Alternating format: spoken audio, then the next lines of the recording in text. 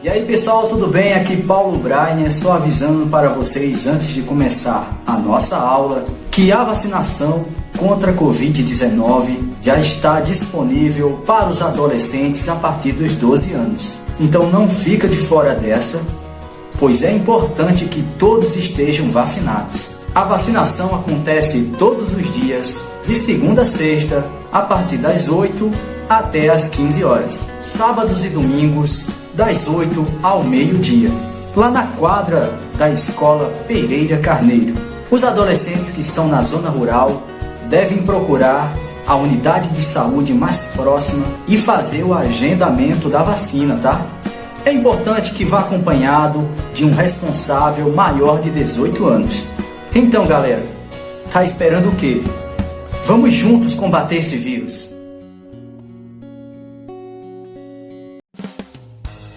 Atenção, porque vai começar a aula de inglês. Boa tarde, pessoal. Espero que todos estejam bem. Hoje nós vamos fazer a nossa aula de recuperação, tá certo? Então, aqueles que não foram também nas nossas provas, que não participaram delas, estão aqui hoje para fazer a recuperação. Em nossa aula, eu trouxe assuntos bem objetivos para que vocês possam dar uma boa relembrada para a avaliação. Os assuntos de hoje são as preposições de lugar e o futuro be going to. Certo? Então, esse é o nosso assunto de hoje. São esses dois. Primeiro, eu gostaria de começar com vocês com as preposições. Então, nós vimos que existem várias preposições. Dentro, embaixo, em cima, tá bom? Mas eu quero relembrar aqui com vocês 6 preposições que são bem usadas e eu quero que vocês se atentem, porque elas aparecerão na avaliação de vocês. A primeira preposição que eu quero que vocês relembrem é a preposição in. Essa que vocês observam aí. Bem simples ela, porque ela significa dentro. Tá? Então, essa preposição significa dentro. Do lado, nós temos a preposição on. A imagem já é bem clara que mostra um livro em cima da mesa. Então, essa preposição significa em cima. Logo em seguida, nós temos a preposição behind, que significa atrás. Então, tem um macaquinho aí atrás da árvore e nós usamos essa preposição quando queremos falar atrás. E, por fim, nós temos essas 3 preposições para vocês relembrarem. A primeira é a between. Ela significa entre. Então, tem um menininho aí entre as caixas. Quando você quiser falar entre, você fala dessa forma. Ao lado, nós temos a preposição em frente de, ou na frente, como alguns dizem. Nós podemos falar in front of, que significa na frente, tá? E, por fim, nós temos um ursinho aí ao lado da mesa. Então, como seria esse ao lado? Próximo, na verdade. Como é que é algo próximo? Eu vou falar next to. Então, pessoal, essas são as preposições que eu queria que vocês relembrassem, tá certo? E agora vamos para o nosso último assunto, que vai estar presente também na recuperação de vocês, que é o futuro. Mas o futuro com going to. É um tipo de futuro que nós temos em inglês, que nós usamos essa palavrinha aí embaixo. Going to. Para a gente relembrar o que é esse futuro, é aquela palavra que vai indicar, né, um evento, uma ação, que nós temos certeza que irá acontecer. Um futuro imediato, tá certo? Que nós temos evidências claras para expressar também planos, intenções. Então, quando você já tem algo planejado, que você tem praticamente certeza que vai acontecer. Quando você diz assim, eu vou amanhã na casa da minha avó. Então, eu vou amanhã. Você tem certeza que você vai, né? Você já está decidido ali, já se organizou para ir. Então, nós usaríamos o going to. Tem aqui alguns exemplos só para vocês dar aquela relembrada também. Se temos uma forte evidência de que algo acontecerá, devemos utilizar o going to. Na figura, aí embaixo, nós temos a imagem de um céu escuro, indicando a possibilidade de chuva. Então, nós diríamos assim, ó, it's going to rain. Vai chover.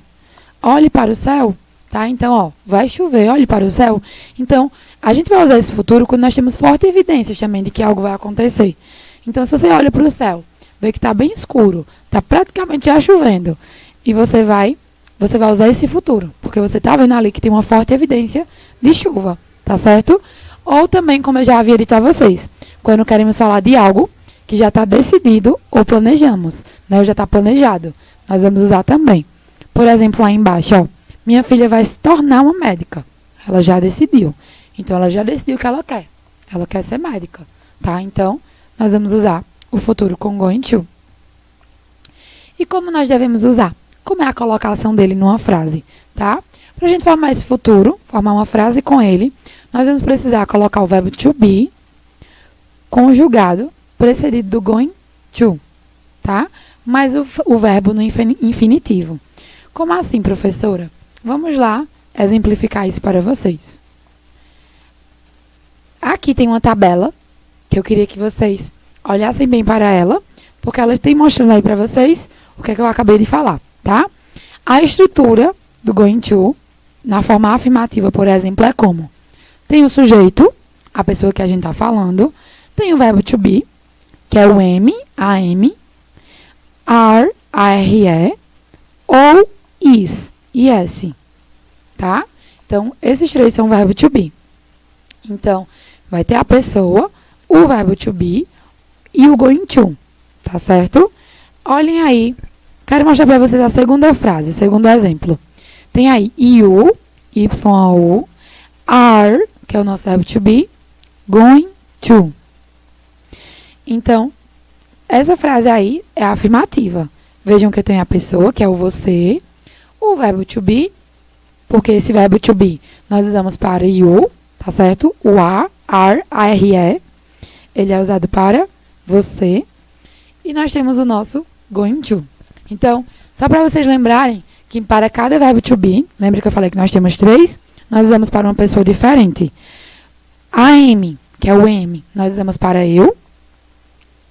Are, que é o are, nós vamos usar para o I, W-E, e o Y-O-U, e o último aí embaixo, da última linha, they, T-H-E-Y, tá? Então, nós vamos usar o are, are para esses três.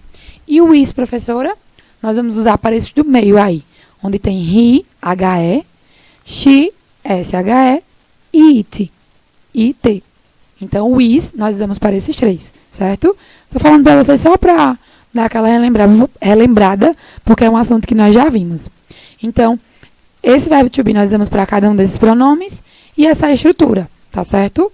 Sujeito, verbo to be e o going to. A afirmativa. Na negativa, a única coisa que nós precisamos acrescentar é o not depois do verbo to be. Então, observem as frases aí, para vocês verem que tem o not, tá bom? Uma coisa também que vocês podem ter atenção é o que eu coloquei aí embaixo. Tem aí embaixo negativa. Nós temos uma abreviação. Uma forma menorzinha de escrever is not, por exemplo. Ele fica isn't. I-S-N apóstrofo T. E também tem o are not, que ele pode ficar aren't. A-R-E-N apóstrofo T. Tá certo? É uma abreviação, uma forma menor de escrever essa palavra.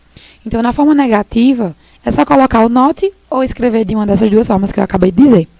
E na interrogativa, você só vai trocar de lugar. O verbo to be, ele vem na frente e depois o pronome. Tá certo, pessoal? Só isso. Então, deem uma relembrada nisso. Observem a diferença da primeira coluna para a segunda e para a terceira, nas formas afirmativas, negativas e interrogativas. Então, esse é o nosso assunto. Eu espero que vocês tenham entendido. E nossa frase do dia hoje é mais um desejo que eu quero fazer para vocês, né? Quero desejar aqui para vocês um Feliz Natal e um Feliz Ano Novo. Vamos só ver como é que se fala isso em inglês. Feliz Natal é o que tem nessa primeira linha aí. Merry Christmas. Essa palavrinha do meio, end, significa ir. E por fim, aí embaixo, a última frase, Happy New Year, que significa Feliz Ano Novo. Então, eu estou desejando para vocês um Feliz Natal e um Feliz Ano Novo. Boas festas para vocês e muito obrigada pela participação. Boa avaliação. Até uma próxima.